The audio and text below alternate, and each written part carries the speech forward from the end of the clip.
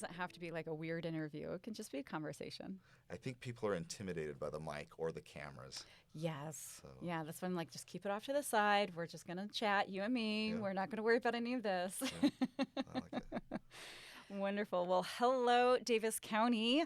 It's good to have you guys back again. We are here at the Catalyst Center in Kaysville, Utah, where we have our team of students throughout the Davis School District helping us with this podcast. And today I have a friend of mine here who we met through work-related endeavors, Brent Jensen of Performance Air. How are you, Brent? I'm doing great. Good. Thanks for having me. I'm glad that you're here.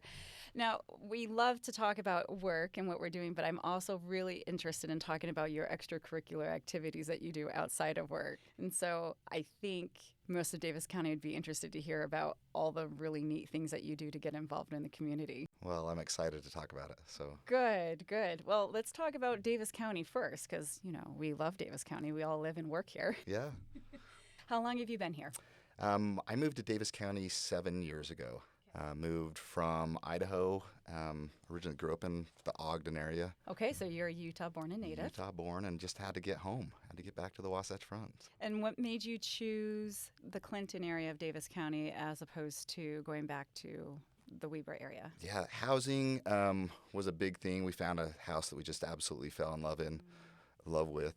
And then we'd been in the Davis County for a while and been connected with some of the people in the Davis County area and wanted to stay here. It became home. It did become home real easy. It's like, why leave if you love it? Yep. I don't think I'll ever leave Davis County now. Yeah. Tell me about your kids. Are they loving it now? They are loving it. 4 kids. I've got, my oldest is 19, just getting ready to do the college thing and move out. 17-year-old daughter, she's into wrestling and cheer. Then my son is he's 15. I better get that right.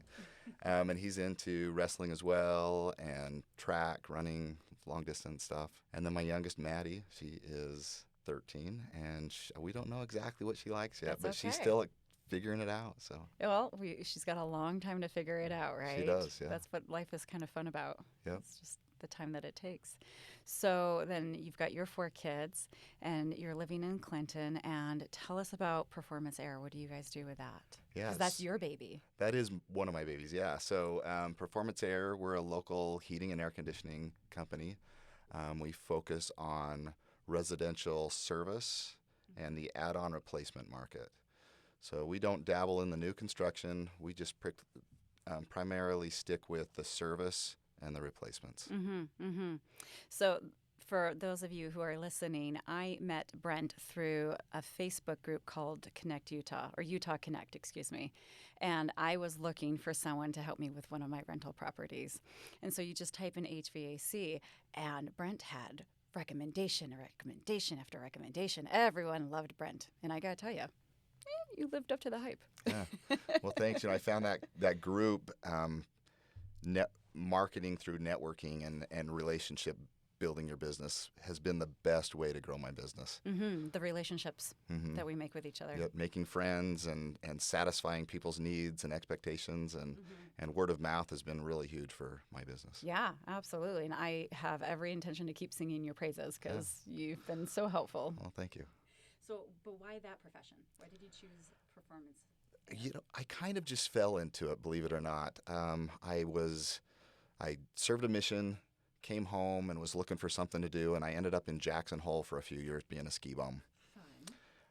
And there I drove the ambulance, and I worked in the hospital, kind of in the physical therapy aid section and whatnot. But I really liked it. I liked the medical and whatnot. And then I decided after 3 years to move back to Utah, and I couldn't find a job in the medical profession. And a friend of mine was hiring for a project manager, and they were building the Marriott Residence Inn. And so with knowing nothing about heating and air conditioning, they hired me to be the manager over about 12 guys to do all the installation. And I had to learn. It was baptism by fire. Oh, that's for sure. Yeah. And you... Yeah, I don't know that I necessarily enjoyed working for somebody, but I did after 4 years. I fell in love with just serving people. And it wasn't necessarily the HVAC. It was just an avenue to meet people and to talk to people and to do the best job I could for them. So your love for serving, is that what led you into your extracurricular activities? Yeah, it really did. Okay, so which one do we want to talk about first? Maybe search and rescue, if that's okay. I would love to talk about Okay. search and rescue. Okay. Like, tell me, I mean, how do you get into it? Why? What do you do? Like, Yeah, good it's, questions. It's pretty spectacular. It's so much fun, and there's such a big need for that in Davis County. So I'll kind of tell the abridged version because I can talk for hours on search and rescue. I was on an adventure. I love to do a lot of adventures outside of just regular life, right? That's kind of why we live in Utah. Most of us like to do those things. Yeah. So I was in the backcountry of the Tetons with a couple of friends. We were doing the middle Teton, climbing to the peak. And this hailstorm came in, and these marble-sized, crystal-clear hailstones came and just pummeled us. And we didn't have any shelter. We were just kind of hunkered underneath our backpacks and getting zinged. I got zinged on the hands and got big old bruises, and I got zinged on the ear. And I mean, it was pretty crazy. And that went through. I think it felt like a long time, but probably 2 or 3 minutes. And it ended, and immediately there were some people screaming and yelling next to a cliff band. Really? And a gentleman trying to bail out of that hailstorm, had fallen off of a 100-foot cliff. Oh, no. And we went and helped a little bit with that, and the helicopters came in, and their search and rescue teams came in. And unfortunately, he didn't survive.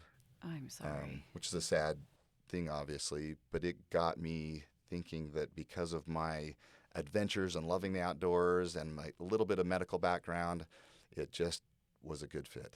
Yeah. So what do you do then with search and rescue? Like, how?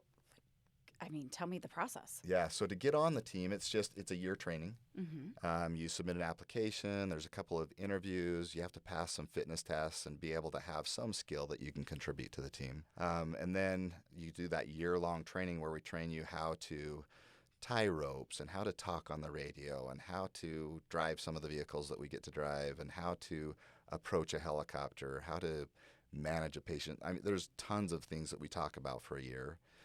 And some people wash out because it's time consuming. It's every Thursday night for a year. And it sounds grueling. So it is. It's not when our trainees come in, there's usually about 7 or 8 of them. Mm-hmm. And they usually become family together. And when they are cohesive, you know that group's going to successfully come through. Mm-hmm. It's the ones, our group, sometimes we get some that there's not as much cohesion in. And they tend to wash out a little bit more just because collectively you can accomplish so much more than individually. As our youth say, there needs to be a vibe. Yeah. Yeah. So you get this new group that come in. They have to be cohesive. They go through the training. And then what happens after training? After you're like, okay, great, you're now on the team. So before that, they go through all the training and then they have a vote. And the existing team has to vote on whether they're cohesive with the team and are going to be a good fit. And some people don't make that cut. So after a year of commitment and investment, then there is a cut. And at that point, they're either on the team or they're off. And do you guys do then after that rotations? Are you always on call? Like, what does this look like now that you're on the team? Yeah, so you're expected to go to about 40% of the calls. You're always on call, sort of, but everybody has a 9-to-5 job or a job of some sort that they have to be committed to. So this is entirely volunteer. It is. And it's in your spare time. It is, yeah. And sometimes there's a lot of self-employed people on the team that can shift things around, or people with flexible schedules, so they can sneak away sometimes to the rescues. So then tell me about some of these rescues. Has there been one that's particularly stood out to you, or anything that you find quite memorable? Yeah, there's one that always comes to mind, and it was my wife's birthday. Of course. And we were just heading out on a date when a call came in, and there were 3 airmen from Hill Air Force Base that had gone kayaking on the backside of Antelope Island. Okay. and a storm came in and capsized a couple of their boats. One of them made it into shore, and the other two were missing. Oh, And no. so we searched all night long for them. Spiders on the island, all kinds of stories that we can go into detail on. But in the end, these 3 airmen were all found.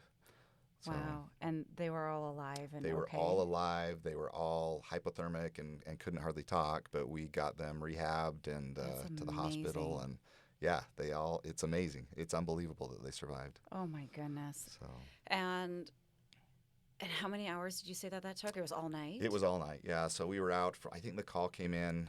I don't have the exacts in front of me, but it was probably around 5 p.m. Mm-hmm. And then it went till like 7 or 8 in the morning the next day. Wow. And then you've got to get back to your regular job. Yeah, most of the time. Sometimes you have to take a little break, right? But yeah. Usually there's obligations that you have to take care of. Wow. So. When are you the busiest with search and rescue? Usually the summertime. Just when it's nice, warm weather, people are going up. Usually Adams Canyon is a really hot spot for us here in Davis County. Interesting. So, and it's usually there's nothing major. Most of the time it's just a broken ankle or a sprained ankle or somebody's fallen and hit their head or something, maybe a dehydration story or two that happens up there. I'm glad to hear that it's summertime. For some reason in my head, I had in my mind that you were doing a lot of winter rescues with backcountry skiing or things like that were snow related. We do get a avalanche decent related. amount. For some reason, we're a little bit slower in the spring and the fall, but in the wintertime, we're busy, but the summertime, we're really busy. That's your busiest time. What words of advice or caution would you have to people who love the outdoors? Just go prepared. That's the biggest thing. Flashlight, water, telling somebody where you're going. Those are the key elements of if there is an incident, somebody's going to know where to go track you down. Okay. How do they even reach search and rescue? Oh, Hey, I fell in Adams Canyon. What do yeah, I do now? I love that question. Call 911. Okay. Right? That's that the simple? route. If you call 911, then we can get a ping of your location from your cell phone. Okay. And we can know about where you are within 11 yards or whatever, so we can get pretty darn close. That's pretty awesome. We've had other calls where people have called a friend who they've known that's been on the search and rescue team, and then they tell us, oh, we're up by this tree and this rock, and that doesn't help. But the GPS pin usually makes us really fast to get to them. We can get a helicopter to them a lot of times and get them hoisted out if needs be, or hike up there real quick. Okay. That's excellent advice. Okay, Davis County, call 911. Call 911. Now, if someone wants to join search and rescue, how do they go about doing that? Yeah, on our webpage, it's daviscountysearchandrescue.org. DavisCountySearchandRescue.org, spelled out? Excuse me, DCSAR.org. DC, just the initials. And there's an interest survey, and that's the key start. Okay. Is you'd fill that out. It comes to the leadership and the team, and then our training usually starts every year about in January. Okay, so now is about the time if you want to apply. So now we've already gone through the acceptance process, and people have passed the fit test for this year. Okay. Usually we end at about the November time Oh, for the applications, and then we have a lot of, we've just got to go through all those applicants and seed them out. So. Thank you. Now, let's talk about your other program. Okay. The other one that how did you get involved with Follow the Flag? Man, Follow the Flag, first off, is one of my favorite things to volunteer with. Well, let's first talk about what Follow the Flag even is, because I don't know if everyone follows Follow the Flag on Instagram and Facebook. Good. So Follow the Flag, we are the group that hangs the largest free-flying flag in the canyons, in Utah or wherever we're able to hang it. We do it to honor, to heal, and to inspire veterans and the community. It's an organization that just believes in instilling patriotism and renewing that energy in our families and in our community. I love it. I love it. So we do it in Pleasant Grove, and there's one up in Idaho Falls. There's in right? Twin Falls. Twin Yep, Falls, at excuse the me. Perrin Thank you. Bridge. And then we just did a new one, right? Correct. And where's this new one? So we just barely retrieved the one in St. George. So it's Okay. in Snow Canyon in Yep, St. George. in the state park. In the state park. So cool. Yeah. And that was for Veterans Day. That was for Veterans Day. So, okay, so now that we know what Follow the Flag is, tell us how you got involved with Follow the Flag. Yeah, I think God's hand is involved in all of this. And it was truly an inspired moment. Okay. I was sitting in a DARE graduation program with my daughter. Uh-huh. And those are really, I'm probably the bad dad that sits and looking through my phone or whatnot, right? I think through a lot most of us have done that during the DARE graduations. Probably. I'm just admitting it. So looking through it, I get a text, and it's from a couple of guys that are on the search and rescue team, and it was kind of generic. It just said, hey, there's a group of people that need help hanging a flag in North Ogden for the mayor who passed away in Afghanistan, Mayor Brent Taylor. And it hit me like I've got tears rolling down my eyes in this DARE program. My wife looks at me and asks me, what's going on? Right. And I couldn't talk in the program, right? So I just said, I'll tell you later. And she's all worried and stressed, and I'm just getting hit with this, like, I need to be involved. Well, I think we all felt emotional for the Taylor family when we had heard what happened for them. Yeah, absolutely. It's such a tragic incident. So I felt very impressed to go be a part of it. And I didn't even know what Follow the Flag was. So I searched them up on Facebook, on social media. I made a phone call to Kyle Fox, who's the founder, and he answered his phone.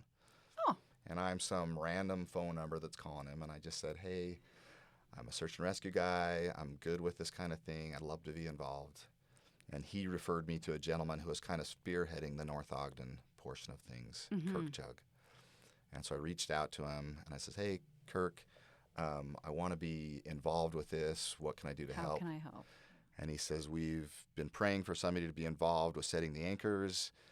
We're meeting tomorrow morning at 5 a.m. to go set up anchors up on the mountain. And you're like, that's my jam. And I was there the next 3 days, pretty much from sunup to sundown, setting lines, setting the anchors, running the flag across the canyon, and then deploying the flag. So how emotional was that when that flag unrolled? Yeah, I've never felt anything like that. Like, just the pride in our country, and the pride in being able to honor our veterans in that way was something just that I never thought that I'd be able to experience again. So. It's beautiful. I've never been in your position. I've been a spectator down below, seeing this flag and hearing the flag unfurl, and then as those canyon winds come blowing through and moving the flag, it moves everyone to tears. It does. I can't get enough of feeling the fabric ripple against itself, and feeling it just, I don't know how to even describe it, just hits you to the core and makes you feel, you can't not feel patriotic. Feeling that, even if you couldn't see, feeling that and knowing what it was would just instill patriotism in people. What do you hope that people get from this, from Follow the Flag? Probably the biggest thing is when I serve with Follow the Flag and meet all sorts of different people, it builds unity. And in that moment, in that environment, race, religion, orientation, political stance, nothing matters. We're all unified. We're all cohesive. We all love our country. And that's what I want people to realize is when we stand up and say, I pledge allegiance to the flag, we want people to feel the allegiance. We want to feel we are the United States of America. That is beautiful and so well said, that we are a collective group of people that are united in one purpose. Yep, absolutely. I think that's lovely. So what are the goals then for search and rescue? What are the goals for Follow the Flag? What are you working on next here? Yeah, so with search and rescue, we just answer the call when it comes in. We're just anxious to go help whoever needs the help in our county. With Follow the Flag, our goal is to honor, heal, and inspire as many people as possible. We want people to get on the freedom train. Right now, we are hanging on the 4th of July in Pleasant Grove. That's in Grove Creek Canyon. And that's an annual event that we do now. That is, and everybody's welcome to come and see that. There's programs, there are concerts that come, food trucks. We like to put on kind of a production just to get people. Show. It is fun. Twin Falls we'll do on September 11th again. Similar thing, it's right there by the Perrin Bridge, and there's a visitor center, and that's kind of the hub. The Army comes out, the Air Guard. We usually get a flyby from last year. Who doesn't love the I flybys? know. The first year was the A-10s, and then last year, I believe it was F-15s that flew over. Nice. And that was a ton of fun. And our St. George one, is that going to be annual now too? We are sure hoping. So it's Veterans Day. The parks, the state parks loved it. That whole community has There was already. a marathon afterwards. There was actually. It was Saturday, and we pulled the flag down on Sunday just so they could run past the flag. And the goal is just to get more people on board and more people to feel like this is a family of patriots. And we have arms wide open for anybody that wants to come serve in as large of a capacity as they want or as small. And if someone wants to join and volunteer with Follow the Flag in any capacity, how do they reach out? Yeah, look up followtheflag.org. Okay, spelt out. Yep. Okay, Yep. followtheflag.org. And that will show where our missions are. Look at our social media posts and just like, share, comment. That gets us traction. And then if you see events, just come find somebody that's got a Follow the Flag shirt on and ask, how do I become a family member? Love it. And we'll tell you where to be and when to be there. And Brent, I love this. This has been one of my favorite conversations. oh, well, thank you so much. I've enjoyed it a ton. So lastly, we're going to bring it back home here to Davis County. What do you love about Davis County, and what do you love about Utah? The people here in Davis County are amazing. Working with and for them and serving them through the search and rescue, people have huge hearts here. People love our community. People are tied to Davis County and love it more than anywhere else, right? And that's one thing I love about Davis County. That unity of love Yeah. for this area. Yeah. And there's so many great places to be and things to do here, fantastic businesses. It just doesn't get much better than Davis County. And what if someone's listening who's not in Davis County, what do you wish that they knew about our area? Well, that's a trick question. I know. I don't want to let all of the secrets out of the bag because then Yeah. everyone will move here. But Well, it depends on what they want. Like, there's great places to go see and do, and I like that. Up the canyons, there's Adams Canyon has a waterfall, but there's waterfalls up almost every canyon here. this is which true. is kind of a secret. Nobody knows. Everybody just goes to the one Adams Canyon. Antelope Island is unbelievable. If you've not been out there and experienced the antelope out there, or the buffalo, the bison. There is an awesome spider hatch out there if you like spiders. It looks like some of those photos from Australia. You're like, there are spiders everywhere. Yeah, when the hatch happens, it is a little. Now that's going to chase people away from Davis County. Serious. But then, the Phragmites. If you've not been out to the Phragmites and seen those are the tall reeds out in the swamplands, and those are kind of fun to go see. And Love it. So you love the outdoors, and you encourage everyone to come here and explore our outdoors. absolutely, yep. Okay, so if anyone wants to reach out to you, whether it's about search and rescue, Follow the Flag, or performance air, HVAC work, how do they contact you? Well, they could follow me on social media, which is always an easy place. I do believe in that. So Brent Jensen is my name on social media. And then email performanceair@gmail.com. I'm always happy to answer questions and look always forward to opportunities to talk about the adventures that I get to be a part of. So awesome. So easy to reach out to you. So easy to chat with you. And yeah, I mean, I think we became quick friends. Yeah, So we have, I don't know, great conversations. yeah, we always do. Poor Brent has me always standing over his shoulder. So tell me more about this. I love it. It makes it fun. So. Well, thank you for coming to the Catalyst Center and for doing this Davis County Community Spotlight and for joining me and talking about all the cool things in Davis County. Yeah, So, thank you so much. absolutely. Brent, thank you. Davis County, thanks so much for listening to Brent Jensen talk about search and rescue and Follow the Flag. And we'll chat with you again. Have a great day. Bye, guys.